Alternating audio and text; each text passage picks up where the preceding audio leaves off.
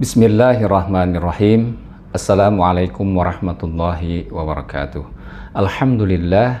Alhamdulillahilladzi ja'alana minal mu'minina as-sa'iminal muttaqin wa afhamana min ulumiddin.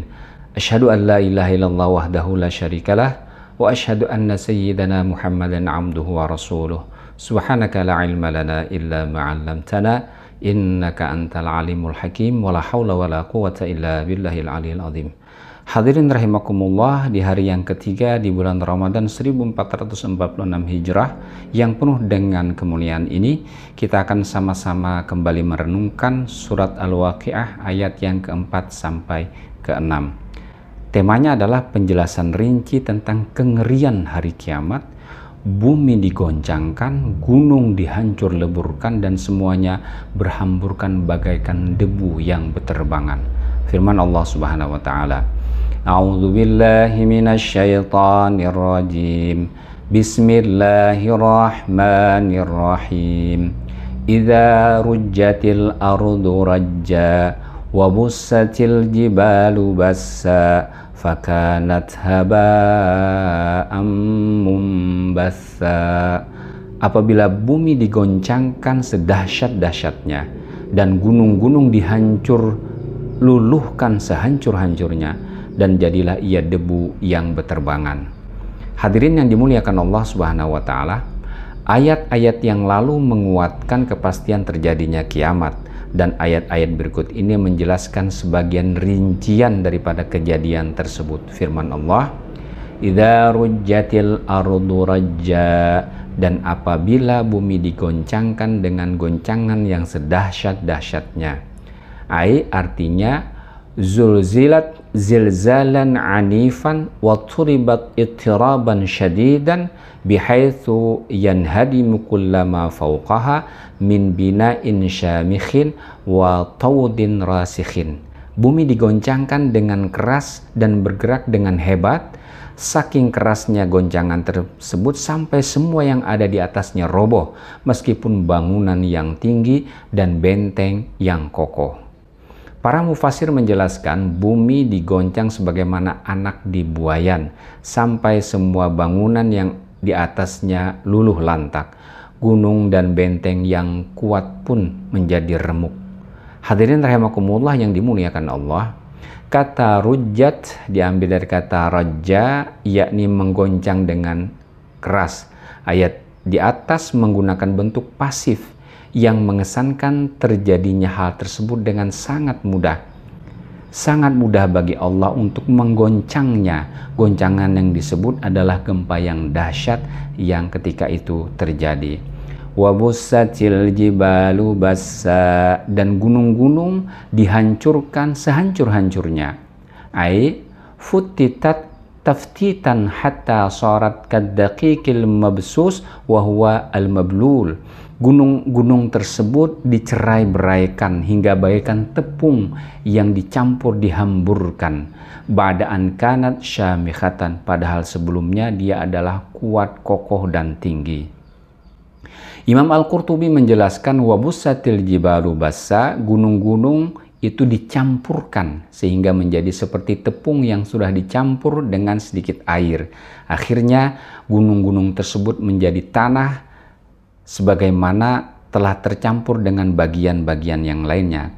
Karena kata busat itu sendiri, akar katanya adalah bassa yabussu bassan, yang artinya mencampur. Sementara Hasan berpendapat kata wabusat artinya dicabut dari tempatnya lalu hilang. Fakanat haba'am mumbatha, maka jadilah ia debu yang beterbangan. Fasarat ghibaran mutafarriqan mutatayiran fil hawa, bagaikan gunung-gunung tersebut bagaikan debu yang beterbangan terpisah-pisah di udara. Kalladzi yura fi sya'a'isyis syamsi idza dakhalan nafidah, seperti sesuatu yang terlihat di sinar matahari jika masuk ke dalam jendela. Kalau kita lihat di pagi, biasanya yang cukup cerah, ada matahari masuk ke dalam jendela kita, dan di sinar tersebut ada bagaikan debu-debu yang berterbangan. Itulah ya gambaran gunung yang hancur pada saat tersebut. Kata habaan pada awalnya berarti apa yang terlihat melalui celah sinar matahari dan tampak sebagai debu. Sebab kata habaan itu sendiri berasal dari kata haba yahbu habuan, yang artinya naik atau berterbangan atau berhamburan. Sedangkan kata mumbassa itu berakar dari kata bassa yabusu bassan, yang artinya menyebarkan. Sehingga haba'an mumbassa, keadaan gunung yang hancur bagaikan debu yang berterbangan. Hadirin yang dirahmati Allah Subhanahu wa Ta'ala, sedikit coba kita lihat dari aspek geologi. Al-Fakir sendiri alhamdulillah pernah bersekolah di Institut Pertanian Bogor jurusan tanah dan pernah mendapat mata kuliah geologi. Bumi yang kita huni ini pada hakikatnya tidak seimbang, tidak tetap, makanya juga kita ada belajar mekanika tanah. Bumi terdiri dari lapisan-lapisan yang tidak teratur, bagian atasnya adalah soil, tanah, kemudian di dalamnya ada bahan induk dan berasal dari batuan, yang lebih dalam lagi ada overburden, OB.